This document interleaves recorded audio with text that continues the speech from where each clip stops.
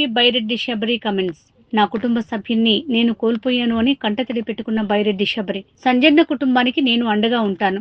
ఈ హత్య వెనుక ఉన్నవారిని ఎవరిని వదిలిపెట్టను. హత్య చేసిన వారికి టీడీపీ పార్టీకి ఎలాంటి సంబంధం లేదు. ఇద్దరి మధ్య గొడవ ఉన్నా హత్యలు చేసుకోవడం తగదు. హత్య చేసిన వారికి ఖచ్చితంగా అందరికీ శిక్ష పడుతుంది. ఇది ప్రీ ప్లాన్డ్ గా హత్య జరిగినట్టు తెలుస్తోంది. ఇంకోసారి ఇలాంటివి జరగకుండా చూస్తాం. సంజన్న నాకు అత్యంత సన్నిహితుడు, చాలా మంచి వ్యక్తి, ఎంతసేపు డెవలప్మెంట్ కోసం ఆలోచన చేసే వ్యక్తి. కుటుంబం మొత్తం, వాళ్ళ కొడుకు వచ్చేసి కార్పొరేటరు, ఎన్నికల ముందు నుండి ఎంతో చక్కగా మన పార్టీ గెలవాలని చెప్పి పనిచేసుకుంటూ నా గెలుపుకి కారణమైన కార్యకర్త ఒకడు, ఒక దళిత వర్గానికి చెందిన సంజన్న గారుని అతి దారుణంగా చంపడము అనేది చాలా బాధాకరమైన విషయం ఇది. ఎందుకంటే 2-3 రోజుల క్రితం కూడా నాకు ఫోన్ చేసి, అమ్మ నేను మొత్తము మా శ్రీనగర్లో మా దగ్గర ఏమేమి అవసరమో అవన్నీ నేను లిస్ట్ పెడుతున్నాను మీకు, ఆ బ్రిడ్జు, తర్వాత mineral water plant, drainage system ఇవన్నీ మాకు లేవు అని చెప్తే నేను వెంటనే కూర్చొని దానిపైన వర్కౌట్ చేసి ఎలాగైనా నాకు సంవత్సరము 1 ఇయర్ పూర్తి చేసే లోపల ఇక్కడ వీళ్ళ దీంట్లో నేను బాగు చేయాలి అని అనుకున్నా. అంతలోనే పాపము ఆయనను ఇలా చంపడము అనేది చాలా బాధ అవుతుంది. ఎందుకంటే రాజకీయాల్లోకి వచ్చిన తర్వాత ప్రతి కార్యకర్త నా కుటుంబంతో సమానం అనుకున్నా. ఈరోజు నా కుటుంబంతో సమానమైన కార్యకర్తలు ఈరోజు పోగొట్టుకున్నా. ఎప్పుడైనా గుర్తుపెట్టుకోండి, రాజకీయాలంటే లేకపోతే ఇంట్లో ఏమన్నా సమస్యలు ఉన్నా కూడా ఇది కాదు చేయాల్సింది. ఒకరిని చంపితే మనకి ఏమీ రాదు, మీ జీవితాలు నాశనం అవుతాయి తప్ప ఏమీ కాదు. నేను అవన్నీ చూసి వద్దు అనుకొని ఈరోజు రాజకీయాల్లోకి దిగాను. ఎంతో మంచి కార్యకర్తల్ని ఈరోజు పోగొట్టుకున్నాను. చాలా బాధ అవుతుంది. ఎప్పుడైనా ఈ చంపుకోవడాల జోలికి వెళ్ళొద్దండి. ఏదైనా సమస్య వస్తే పోలీస్ వ్యవస్థ ఉంది, చట్టం ఉంది, ప్రతి ఒక్కరూ మీ వెంట ఉన్నారు. దయచేసి ఇట్లాంటి జోలికి మాత్రం వెళ్ళొద్దు.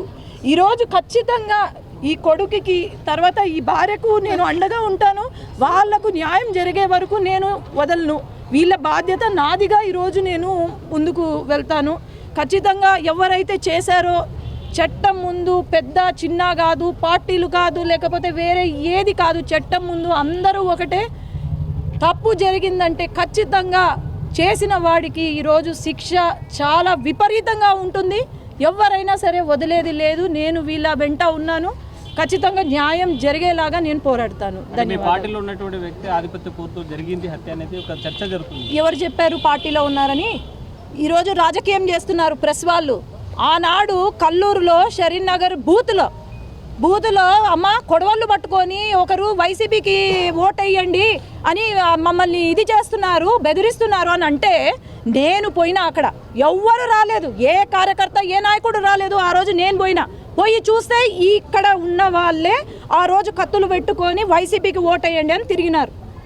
ఎప్పుడు పని చేసినారు? ఎప్పుడో వర్గాలని బయటికి తీసి మీరు రాజకీయం చేస్తున్నారే తప్ప ఏ పార్టీకి చేసినారు వాళ్ళు? ఇప్పుడు నేను ప్రెస్ మీట్ పెట్టినాను, చెప్పినానా ఈ మాట వాళ్ళు వైసీపీకి చేసినారు అని నేను చెప్పినానా? లేదే, చెప్పలేదు. వీళ్ళ న్యాయం కోసం నేను పోరాడతాను అని అంటున్నాను.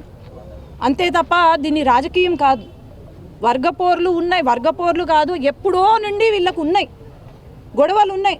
ఆ గొడవలు కాస్త ఎక్కువ అయిపోయాయి. అంతే తప్ప పార్టీ అసలు ఎప్పుడు మా పార్టీ కండువా ఎప్పుడైనా కప్పుకున్నాడా? ఎవరైతే వాళ్ళు ఉన్నారో ఎప్పుడైనా చూసారా? లేదు కదా. మరి ఎట్లా ముద్ర వేస్తారండి మా పార్టీ వాళ్ళ పార్టీ అని? న్యాయం జరిగేలాగా మనం పోరాడదాం ఇక్కడ, అంతేగాని దీన్ని రాజకీయం చేయొద్దండి. వాళ్ళు ఏ పార్టీకి సంబంధం లే, ఎక్కడ అధికారం ఉంటే ఎక్కడ ఉన్నా పోతారు వాళ్ళు. మీకు తెలిసి ఉంటుంది, ఎక్కడైనా పోతారు, ఏ నాయకుడి దగ్గరికైనా పోతారు, ఎవరి దగ్గరికైనా పోతారు వాళ్ళు. ఇప్పుడు ఒక కార్యకర్త కాదు, ఎవరైనా మనిషి అధికారంలో ఉన్న వాళ్ళకు వాళ్ళ పనులు చేసుకోవడానికి వస్తారేమో. మన వైసీపీ వాళ్ళ దగ్గరికి పోతారు, బీజేపీ వాళ్ళు, జనసేన అన్ని దగ్గరలో పోతారు. అట్లని మీరు దానికి ఎందుకు ఒక మార్క్ వేస్తారు? మేము మార్క్ వేయడం కదా, బయట జరిగేటువంటి చర్చ మీ దృష్టికి జరుగుతుంది. ఏం చర్చ జరుగుతుందన్న? బయట ఆధిపత్య ఒకే పార్టీ ఉన్నాను ఉండొచ్చు, గొడవలు ఉండొచ్చు, ఫ్యామిలీకి గొడవలు ఉండొచ్చు. దాన్ని ఎందుకు మీరు రాజకీయం చేస్తున్నారు అంటున్నాను. ఇప్పుడు మీకు మీ ఫ్యామిలీకి మీ అత్త మామ పడరు, టీడీపీ మధ్యలో వైసీపీ మధ్యలో లేకపోతే టీడీపీ మధ్యలో అని మీరు గొడవ పడతారా? లేదు కదా.